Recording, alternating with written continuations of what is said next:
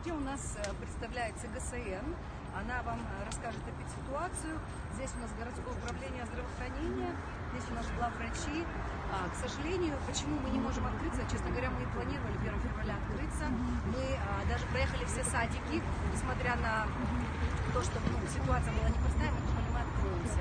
К сожалению, на сегодняшний день дети, которые заболели, они заболели из дома, заразили своих уже одноклассников в 3 школах. К сожалению, вы сами знаете, мы не можем говорить номера школ, потому что есть определенные вещи, вы которые должны улыбаетесь сами. А почему я должна плакать? Ребята, если мы будем плакать, мы должны просто на настроение нам выскажите.